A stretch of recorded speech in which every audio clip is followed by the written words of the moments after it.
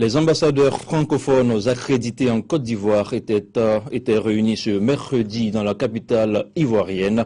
Objectif, permettre un renforcement de la coopération entre pays francophones.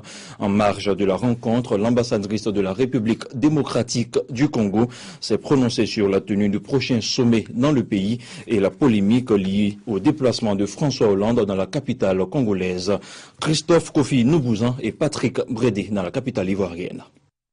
Ce rendez-vous des diplomates à Abidjan marque la mise en place d'un cadre d'échange visant à renforcer les liens entre les pays francophones à partir de la Côte d'Ivoire.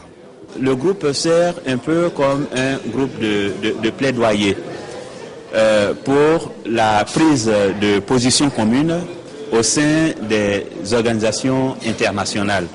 Le prochain sommet de la francophonie se tiendra en octobre en République démocratique du Congo.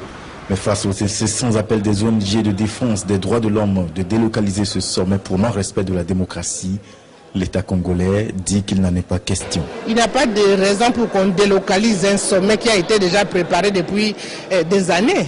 À 2 mois du sommet, on ne peut pas délocaliser. Pour quelle raison? Donc toutes les batteries sont mises en marche pour qu'on puisse tenir le sommet et le sommet se tiendra.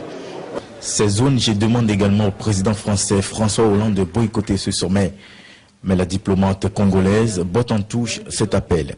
Qu'il soit là ou qu'il ne soit pas là, mais le sommet se tiendra. Nous serons là. Avec ou sans le président Hollande.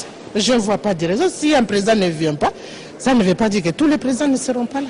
Loin de ces polémiques, le groupe des ambassadeurs francophones veulent aussi relever les défis des droits de l'homme, de l'environnement, de l'éducation et de la culture au sein de l'espace francophone.